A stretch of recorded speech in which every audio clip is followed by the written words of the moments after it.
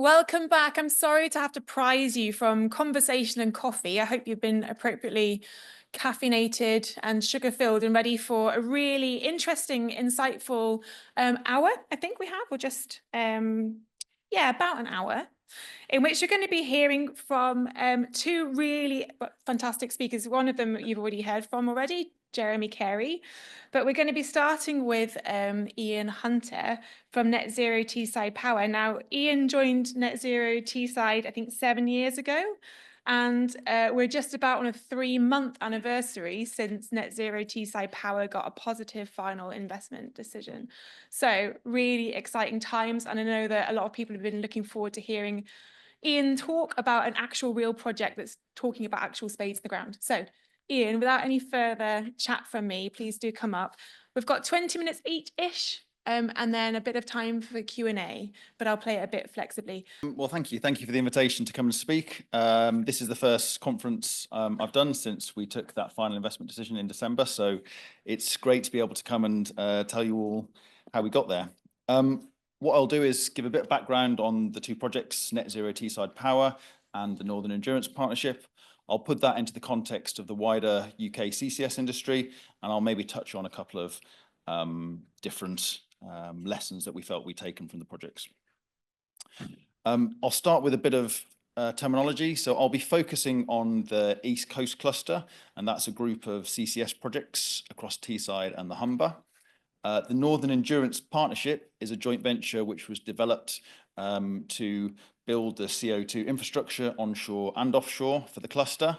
And then you've got the emitters, which will tie into that cluster, with the first of those being NZT Power. I'll start with the offshore. So NEP will be developing the Endurance Store. That's a large saline aquifer in the southern North Sea. In the early stages of the project, we looked a lot at aquifers versus depleted gas stores. In the end, we went with Endurance, given the size, the reservoir quality, and the location being well suited to serve both Teesside and the Humber. Water depth here, about 50 metres, relatively shallow.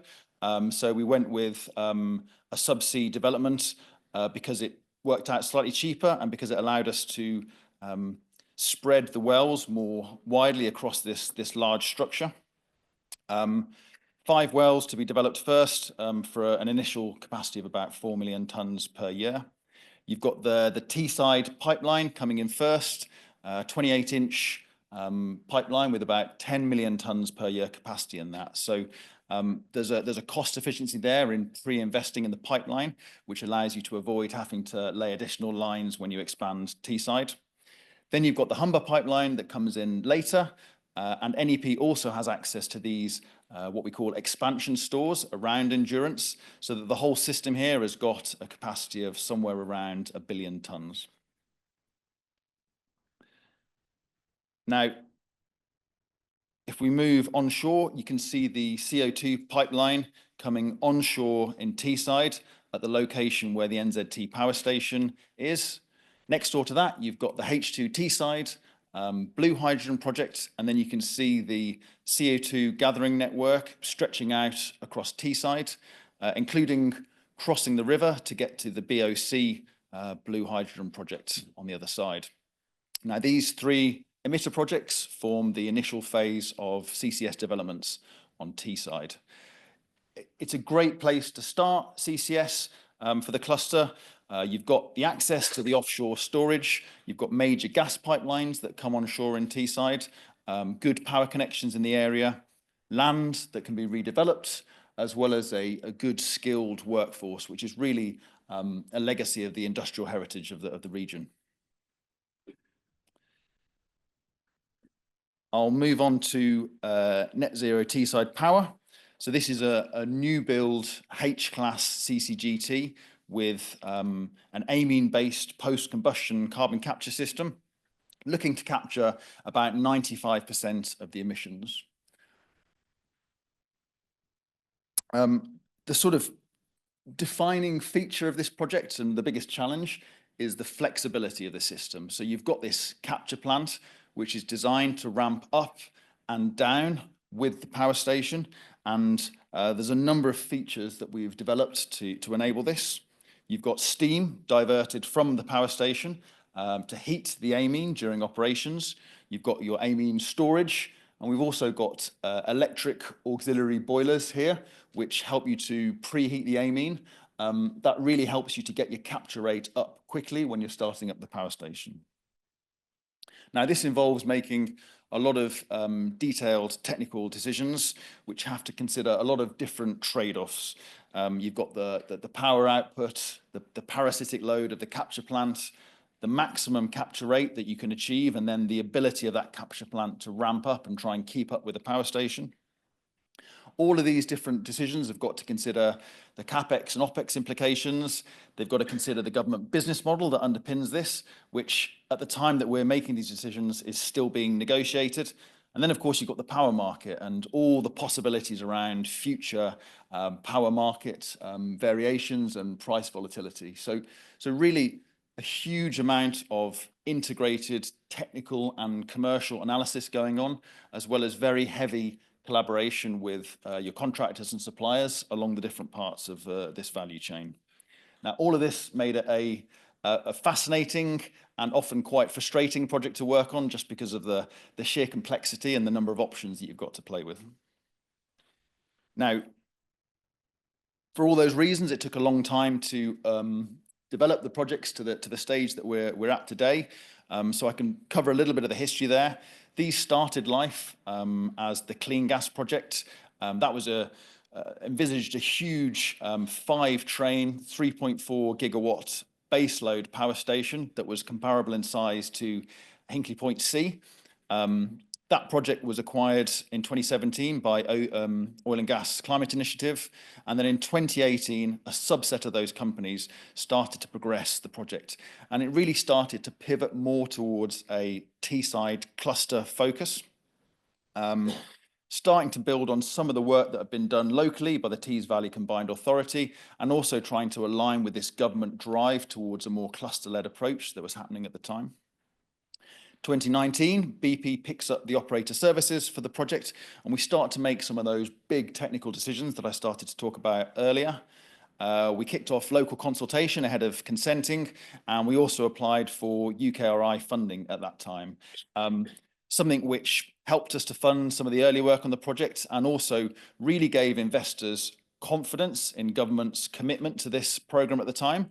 It was really interesting to hear Bryony talk about government money going in and not being sure whether industry would step up and deliver. Well, of course, the way that we felt at the time was that we were spending a lot of money on these projects, not knowing what the final business models would be, not knowing if there'd be another competition. So it was really a sort of a joint kind of leap of faith that we were all taking together at that point. 2020, we split the projects into NEP and NZT Power, OGCI exit, and we've got National Grid coming into NEP. Now, Grid bring with them the endurance store license, and that really allows us to start thinking about this bigger East Coast cluster concept that can bring together the scale of Teesside and the Humber. On to 2021, we've got NEP selected to track 1. We have entry into front-end engineering design, and we're submitting the DCO. And then 2022, NZT Power is shortlisted by government. We have a couple of final changes to the JV membership, which leave us in the partnerships that we have today. Quite a tough period for NEP this, because they're trying to design the onshore gathering systems that are going to serve both Teesside and the Humber. But the process to actually select the emitters that they're going to tie in is still rolling on. So quite a challenge to try and balance that. On into 2023, and we do get the final announcement of emitters, including NZT Power. That really allows us to get started on serious site remediation work at Tees Works, and we also finish our feed work at that point and move into the kind of final engineering optimization work. In 2024, we've got the DCO award, and we have to close out a lot of negotiations with government, with banks, a whole range of local landowners, all focused on getting towards that final investment decision in December. So if I kind of put that into the context of the wider developments in CCS in the UK, we're building on a long history of attempts at CCS, as have been sort of touched on already. We do benefit from a lot of that thinking, maybe most obviously with the appraisal work and the store license on the endurance store. We're also seeing an acceleration in business model thinking. You've got the clean growth strategy, the setup of the cost challenge task force, where you've got experts from industry and academia coming together. And that really helps to sort of drive this cluster-led approach, particularly with splitting the business model so that you can have a single transportation and storage company that can serve multiple emitters. Governments start to really engage heavily with industry through the CCS advisory group to develop the business models. Now, on power, that's about developing a sort of a new business model which brings the financing needed to pay for the extra costs of carbon capture, but it's also really about incentivizing these power projects to dispatch their power ahead of the existing unabated gas fleet, but behind renewables. And it's all about making sure that you get low carbon power exactly when it's needed. On the transportation and storage side, you've got the government going with a regulated business model approach, which I think it's safe to say is not what industry was originally pushing for. But what it did do was it addressed the position of these companies as natural monopolies within their cluster. And it also went a long way to address some of the significant subsurface risks and emitter counterparty risks. And that really helped make this business model investable. So what we ended up with in the UK is business models which by necessity are quite complex, but what they do is they really enable significant amounts of investment. They enable project financing, which helps you to expand the pool of capital available and bring down the cost of that capital.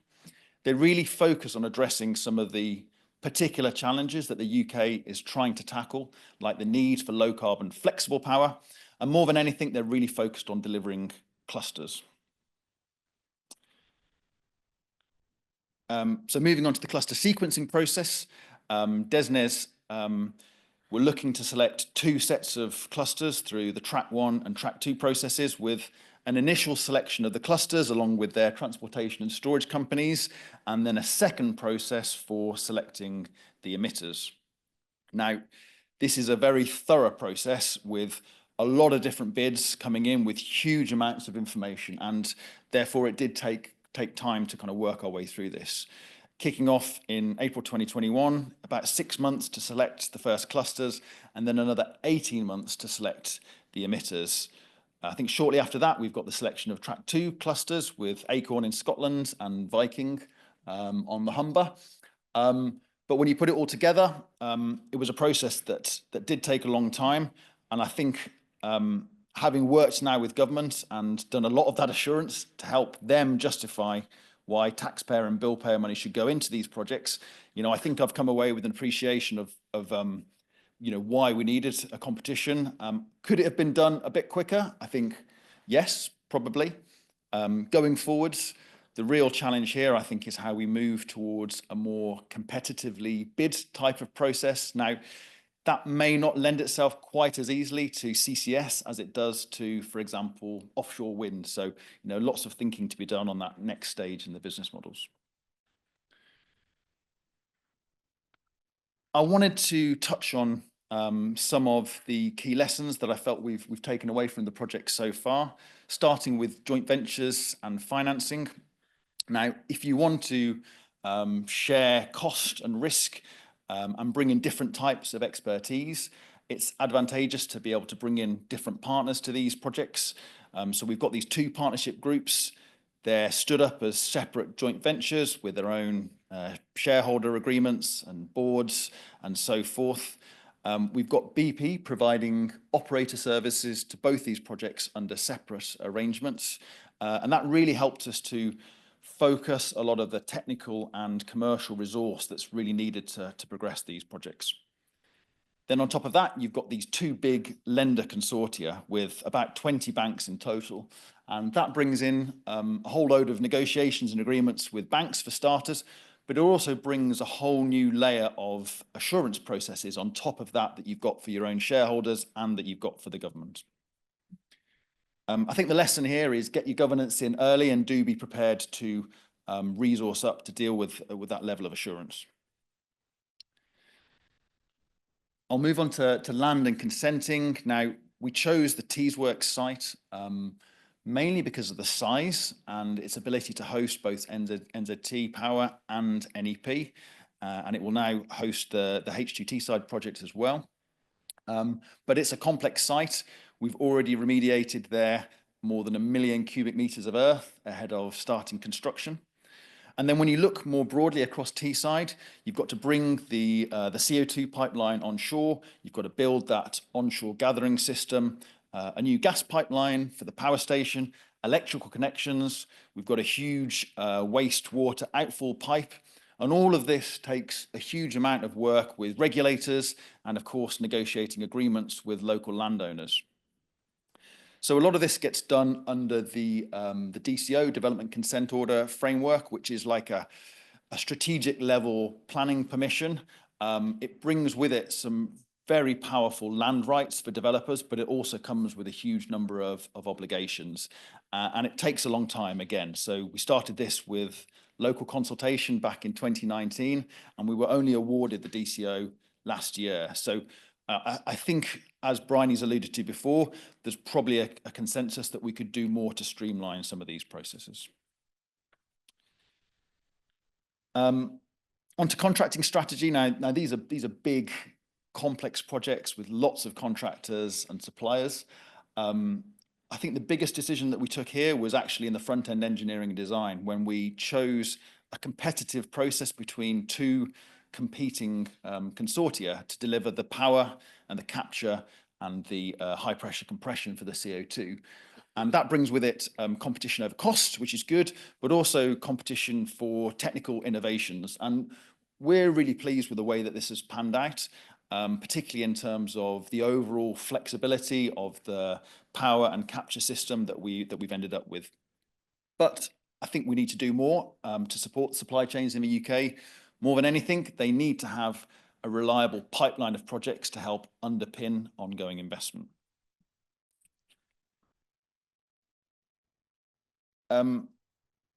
Finally, I wanted to touch on local impacts, and it's really important that we demonstrate the importance and the value that these projects bring, not just to net zero, but also in terms of the impacts that they can have on local economies and communities. So for NZT Power and for NEP, we've spent a lot of time working with local schools and colleges, helping support the teaching of low carbon skills. Once we're into execution, we're now able to start setting up the apprenticeship schemes, which is great. It takes a lot of collaboration with local organisations, and you need to get ready and working with your contractors too, because that's where most of the actual job opportunities will lie through execution. In terms of supply chains, there's some good initiatives going on with NSTA expanding their Energy Pathfinder portal to include carbon capture and storage projects now. Great to have a focal point where projects can reach out to contractors of different sizes. And of course, on top of that, the projects are doing their own project-specific events with regional companies and for construction recruitment. You know, in the end, building local skills and supply chains is something that's beneficial both to the projects and also helps to underline the value that you're adding locally. It helps give you a right to do the work that you're doing locally, and it's also something that's really valued by central government as well. After all that, I will leave you with a few images of the project.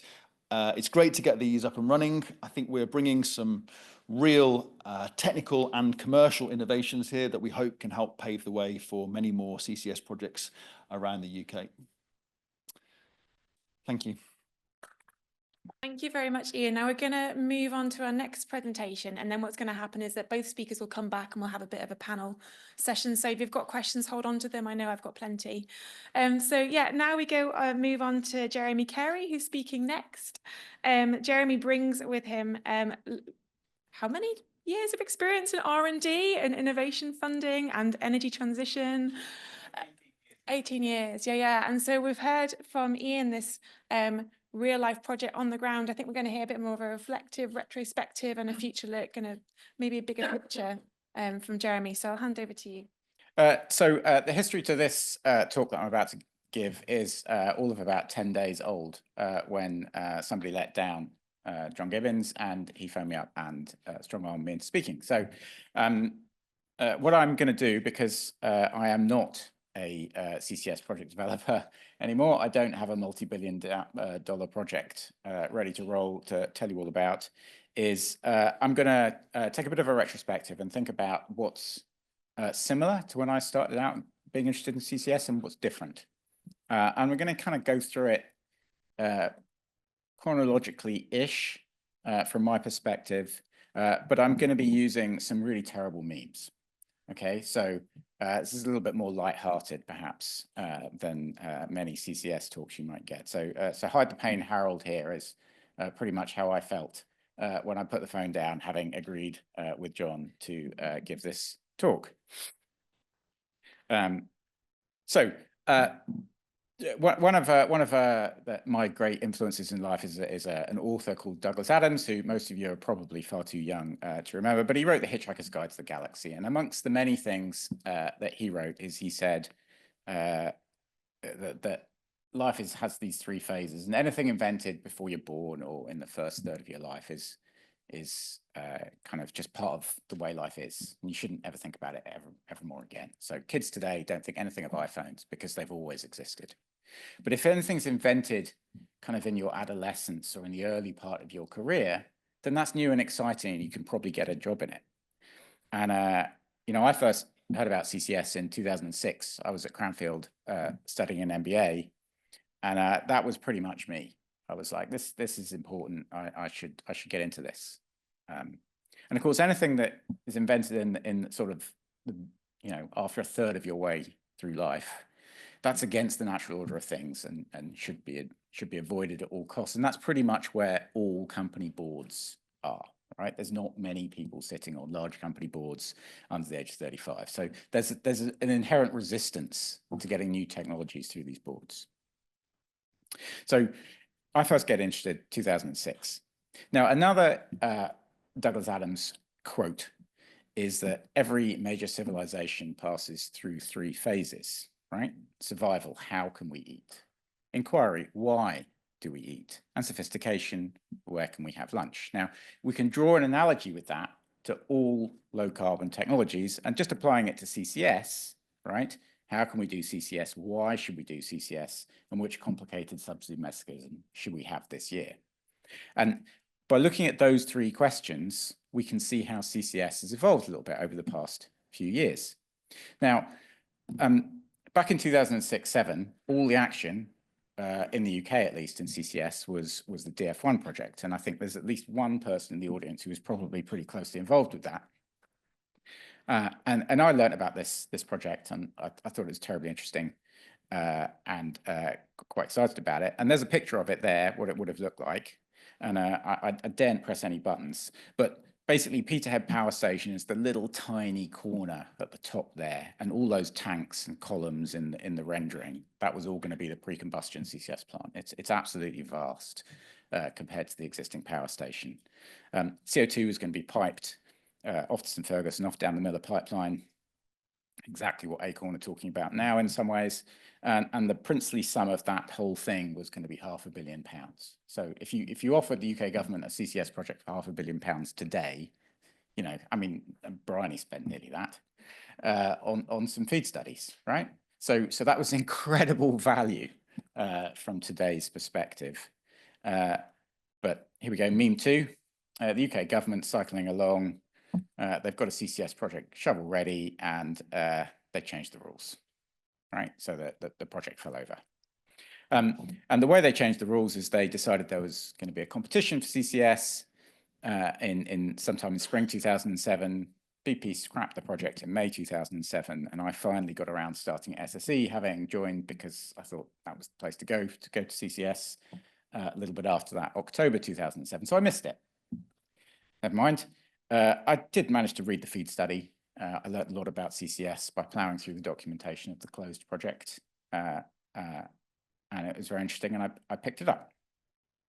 And a little while after I started, I went along to a talk at Nottingham University. It might even have been a UKCCSRC involved event. I can't remember what sort of event it was, but I went along to this talk, and there was this chap speaking, Ron Oxburgh, and he was the keynote speaker. And I didn't know who he was at the time. I subsequently found out, but Lord Oxburgh is one of a very small subset of people, I think, who is uniquely qualified to talk about CCS, because he was an eminent geologist in his own right. He was at least briefly chairman of Shell, and he's obviously a British politician. So he understands the capture, the storage, and the politics of CCS. And he said, CCS is the only technology we cannot manage without. So he saw CCS as more important than renewables, than nuclear, than any other technology to address climate change. And the reason he said that, and again, he was presenting all this at Nottingham University to an impressionable me in circa 2007, is he said, basically, there's 1 trillion tons of coal out there, 1.5 trillion barrels of oil, a load of gas. If we burn all of that, that's more than 2 trillion tons of CO2. Right? I didn't bother to work out the number. It's a big number, right? It's a lot more than the 0.5 trillion tons that we think we've got left to burn before we've hit irrevocable 2-degree climate change. It's just way more. And if we burn all of that, we're stuffed. Right? So we're left with these 3 options. We either persuade the entire world to perpetually leave all these valuable fossil fuels in the ground forever, or we use CCS, or we accept irrevocable climate change. There are no other options that I can see. And so I was absolutely, my commitment to CCS was absolutely redoubled hearing Lord Oxburgh speak about this, and I really got on with it. Now, flip forwards in time, and about this time last year, I think it was last summer, I heard about this play called Kyoto, which if anybody hasn't seen it yet, I thoroughly recommend. It's awesome. And I proposed to my wife that we go on a lovely date night to go and see a Royal Shakespeare performance in Stratford. And I didn't tell her what for. And we went to see Kyoto, which is a Royal Shakespeare production about the negotiation of the Kyoto Treaty, right? So it's a bit niche. Luckily, my wife enjoyed it. I got away with it.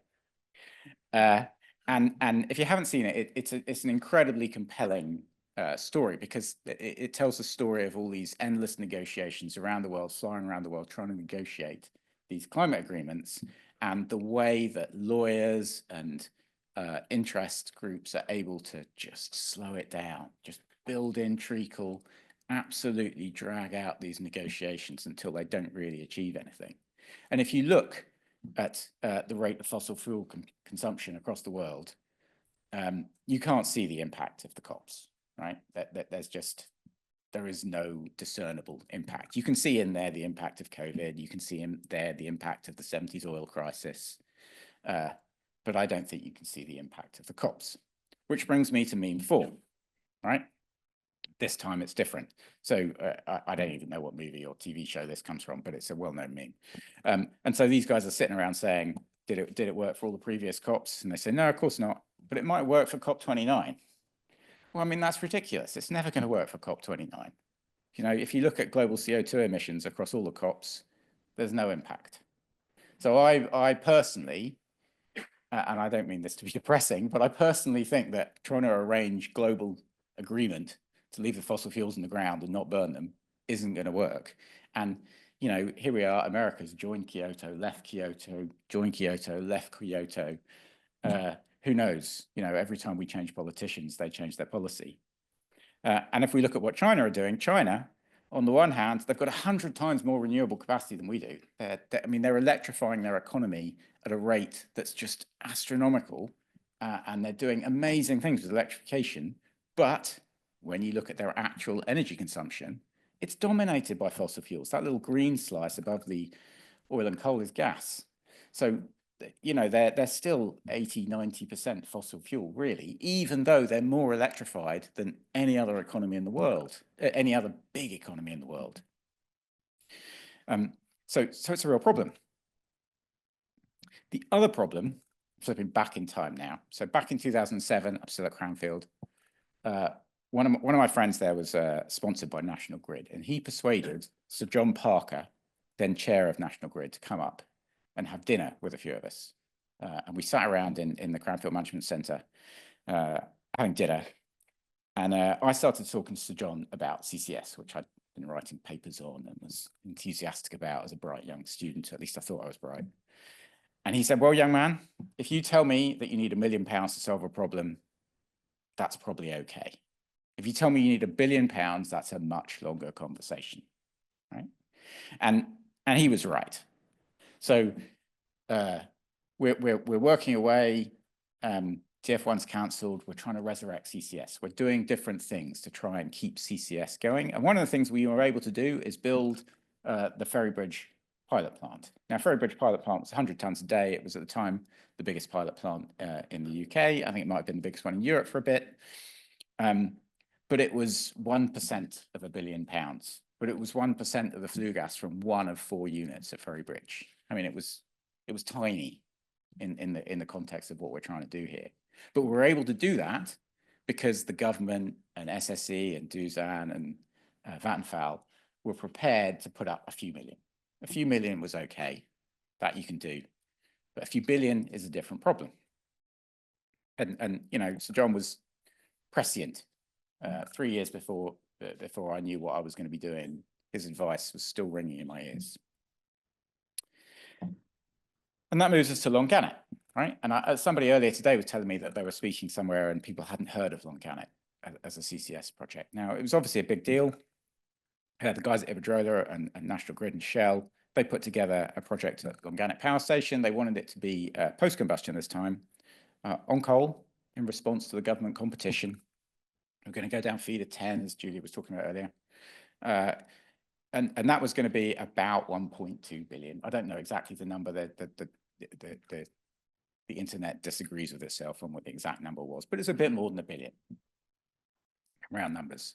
And of course, it was on a very old plant, and Longannet was challenged in many ways, but still 1.2 billion probably seems like not that much in today's world.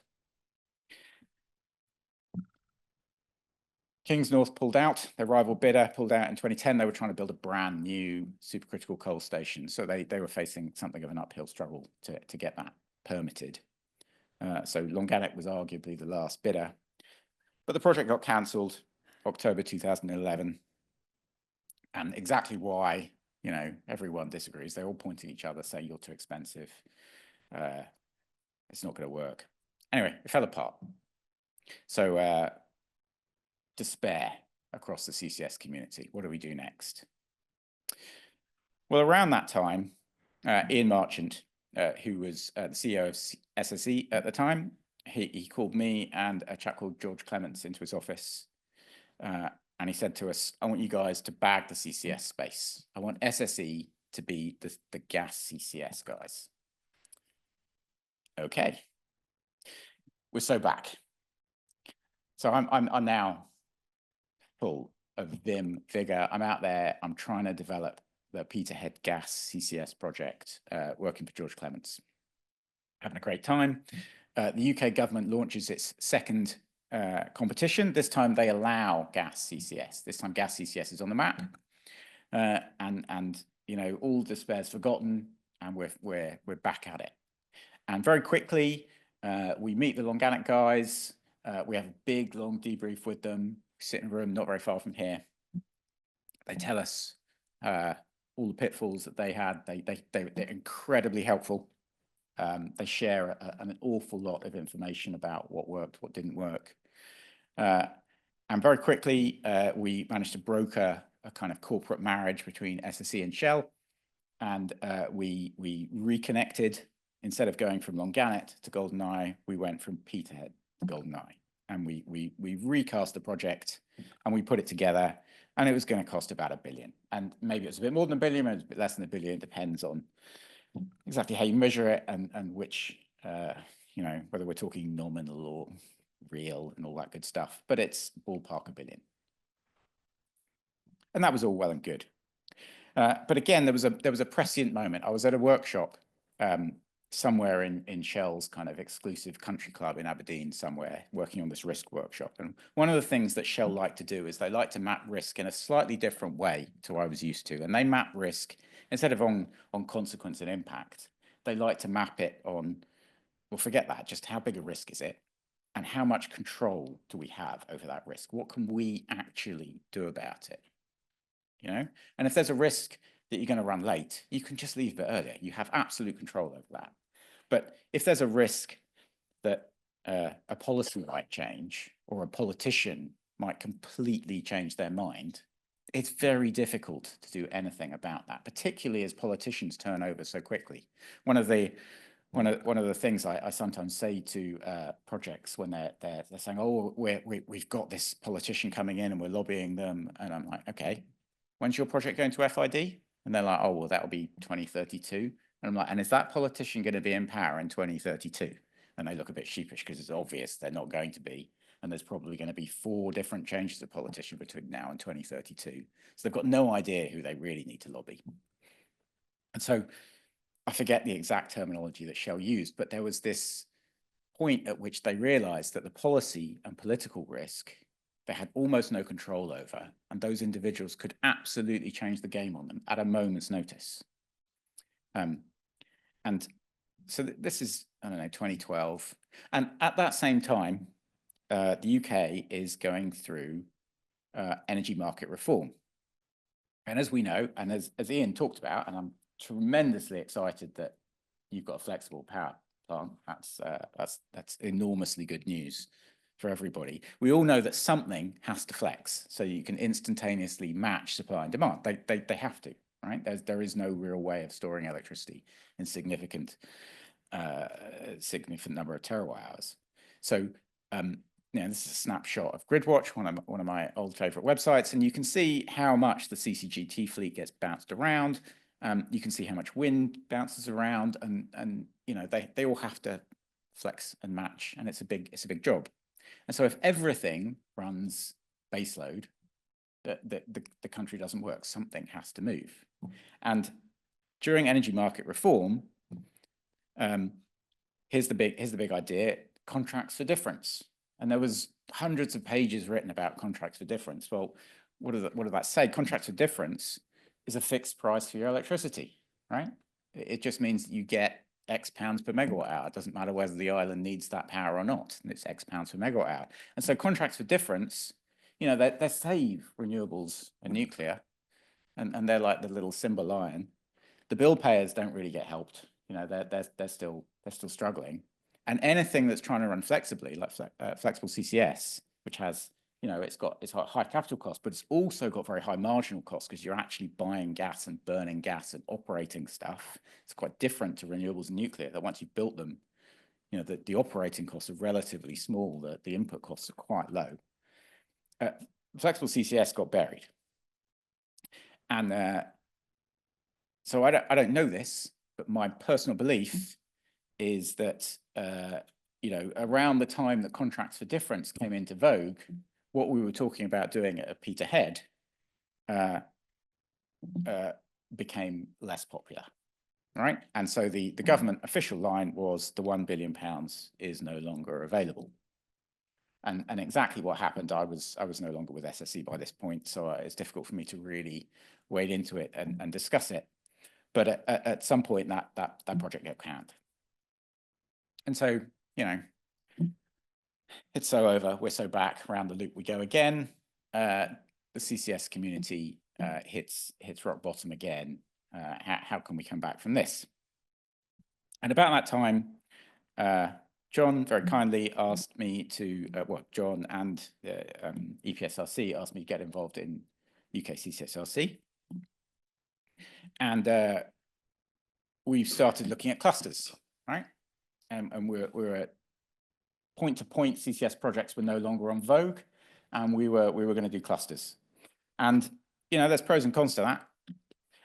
And that top left bit there is a slide I used to use back in 2011 when I was touting the Peterhead CCS project. I animated this so that little runner, the barriers went down and he jumped over them, and it was a whole thing.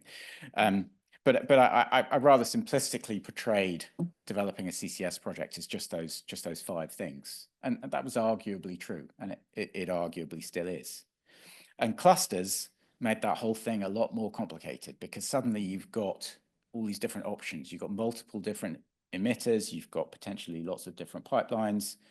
You may have a couple of different storage options, and the funding wall gets higher because you've got to fund several of those things, right? And the other thing that happens is that the chance of success arguably goes up, of getting a pathway through that maze, so that there's some CO2 makes it into the store, but the chances of getting everything to work, that goes down, because if each project has got, you know, a 90% chance of success, if you've got to get, you know, 10 little projects to work all simultaneously, that's 0.9 to the power of 10, which is it's a small number. I'm not doing that in my head, but it's a small number. So there's pros and cons to clusters. You know, they make life very complicated, and so you know, it's an incredible job that they've done over in Teesside.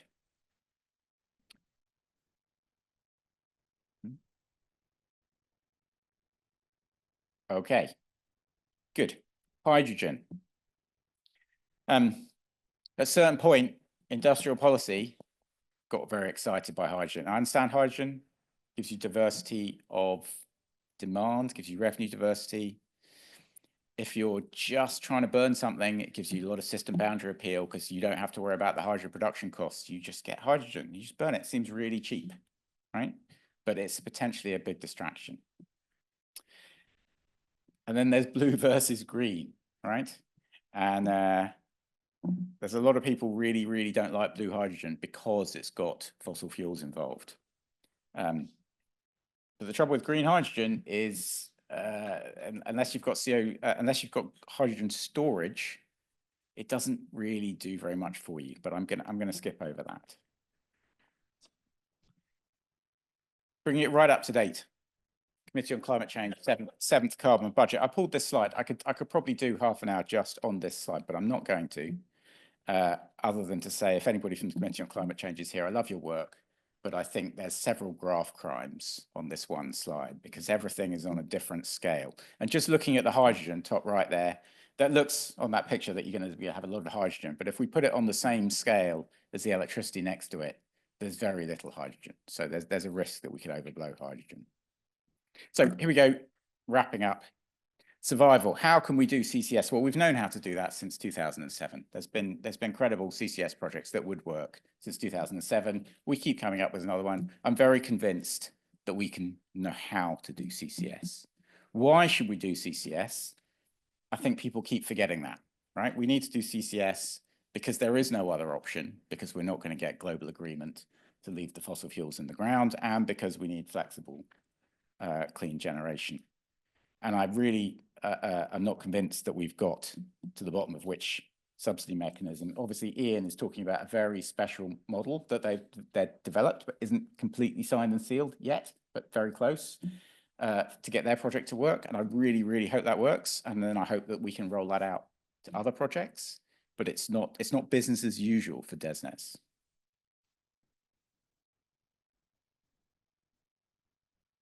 I'm going to skip that. And I'm going to say that this is the risk, right? This is what at least HyNet must be fearing, as they're not in the room. I can say this.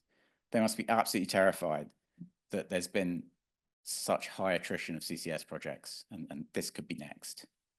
But what we of course all want, if we want to get through the cluster FID, and we want the UK to lead the world in CCS, obviously behind Norway and the USA and Algeria, Australia, and everyone else that's already done it. So there we go. I'll leave it there. Thank you very much. So can I ask who's got questions? Ian, Jeremy, is this on? Yeah. Ian, Jeremy, thank you for very interesting presentations. I'm Richard Davison. I'm a product manager with Coriolis Mass Flow Technology with Krona Instrumentation. Question is, and I think, Jeremy, you touched on this, the impact of politicians and policy. The current president of the US famously has said, drill, baby, drill.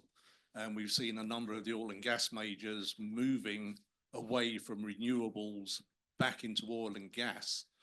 Really, the question is, have you seen or would you expect to see any change from the oil and gas majors regarding their focus on CCS in the UK?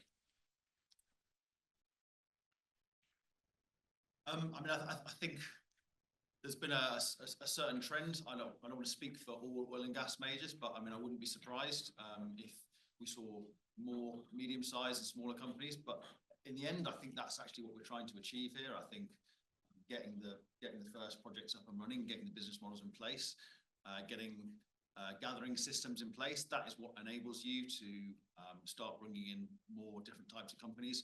I mean, I do think looking back at our projects, having the big majors, resources, technical and commercial, was really important for getting the kind of just resourcing the amount of work that we need to do to get where we are. But these projects are all about making it easier for the next generation. And so, you know, if that's the trend, then I don't think that's necessarily a problem. So I think there is a real risk of a chilling effect. I didn't see this directly, but I heard tell of a large American oil company who is still involved in decarbonisation, but doesn't want to be seen to be involved in decarbonisation in UK projects because they're worried that their investors and backers and supporters in the US will not like them because they're involved in all this woke decarbonisation rubbish. So it's kind of there's a risk of negative associations by being pro decarbonising, and that's worrying because that could have a chilling effect on people's advocacy and involvement in decarbonisation projects all over the world. Any more questions? Put your hand up and we'll bring the mic to you. Yep, go for it. You can say who you are before asking a question. Thanks. Thank you both for very good and interesting presentations. Recently, I think it's less than 2-3 weeks that we heard that, you know, CCS is going to bankrupt this country. Or another things we see that I think 2-3 weeks ago that BP announced back to again the theme of the baby drill be a baby like this, and because BP looks like give 2% to the shareholder as compared to the other ExxonMobil get 17 or Shell give higher, and they think that they looks like they regret to come to that CCS and renewable, and they say, okay, we would like to cut the renewable, you know, the budget, and back again to the fossil. And again, back to the one of the theme that you mentioned that, you know, you got inspired by someone that if you are in that age or that age, what do you think in this room is many early career or mid career? And with the current challenge is another dilemma in academia, and over coffee break we discuss. What do you think that these people should take actions? Like you take for to come CCS, for example, Jeremy, or you moving, what the message you can give to these people not to be disappointed to be researcher in CCS? Thank you. So I'm a firm believer in thermodynamics, right? So if a project makes sense thermodynamically, I think eventually it will make sense. I think if a project only makes sense because of a ridiculous subsidy stack, then that project is at very high risk of failure. And there's quite a lot of projects around the UK that are dependent on very high subsidy stacks. I don't mean yours, right? I'm thinking of other projects where the thermodynamics are so questionable that I kind of hope they never make it to FID, and I hope the subsidy is changed for the better. So I think if you're a researcher and you're looking at something and you think that the fundamental thermodynamics makes sense, then I think eventually that will make sense. But if it's dependent on badly designed policy, then I personally would walk away. Do you have anything to add to that, Ian? I mean, no, just going back to the costs. I mean, you know, we talked a bit about rising costs in CCS, but honestly, when I look across at nuclear, you look at renewables as well, that's a trend that's happened across all the sectors. It's happening in oil and gas as well. So I wouldn't look at that in isolation. You know, I think there are still a lot of good opportunities. Renewables are absolutely here and established in the UK. I think CCS, and particularly what we're doing on NZT Power, I've heard it alluded to as almost competing with renewables, and that's not the case. Actually, power CCS, flexible power CCS, is something that actually enables you to get to higher levels of renewable penetration because it gives you flexible low carbon power. So, you know, I think there are a place for these industries, whichever companies are doing it. I think there are opportunities, and you know, I wouldn't discourage people from going. I'm going to add my own response to that as well, in that I can map my career at different points to different slumps. 2011, just before I finished my PhD. 2015, just as I finished my postdoc. And I guess there it's about if research careers are driven by curiosity and interest, you can stay in that space if you're doing really cool fundamental science, I guess, or social science. I think there was another question. Have we got a question over here? Thanks, Shillen. Steve McHugh from Store CO2. Sorry. Is it not working? Okay, perfect. Thank you. Sorry, please ask your question. Yeah, Steve McHugh from Store CO2. I've had comments made to myself with regards to CCS that to what extent are we actually decarbonising existing emissions when it seems that a lot of these clusters are capturing emissions from new build plants that and so they're not really addressing existing emissions. If you could, both panel members, if you could just provide some comments on that, would be appreciated. I mean, I'm happy to start with that one. So can you hear me okay? Yeah. For example, for example, with NZT Power, when I talked about the dispatchable power agreement, the government business model, that is specifically designed to ensure that the power CCS plants dispatch ahead of the unabated gas-fired power stations. So there is built into the mechanisms variable payments that ensure that that happens. So you're seeing a direct impact, right? When this power station is generating, it means that somewhere else on the system, an unabated power station is not generating. So I do think you're seeing a direct impact on decarbonisation. Just because it's a new power station doesn't mean that it's not having that impact on the wider power sector. Yeah, I mean, it's exactly the same as building a nuclear power station or a wind turbine. It decarbonises some power generation somewhere else because you set up the energy market so they come on first. And I guess to add to that, the hydrogen, the blue hydrogen plants, if that hydrogen is going locally to an industrial consumer of methane that would have been, burning methane for some high temperature application, and they switch to hydrogen, then you've decarbonised an industrial user. So I absolutely think that these clusters are genuine decarbonisation. I don't think there's any debate about that. Do you think it's 1 for 1? Yeah, I think if you capture a ton of CO2 and put it in the ground, that's 1 for 1. I mean, you could argue that it goes further than that, because if you're capturing CO2 and providing flexible low carbon power that's enabling more renewables on the grid, then actually it's having a kind of a leveraged effect as well. So I mean, I want to go into the details of that, but it depends on the specifics of the kind of sector that you're working in. Okay, thank you very much. So we're moving into, and there's one last hand, and then we'll move into the coffee break.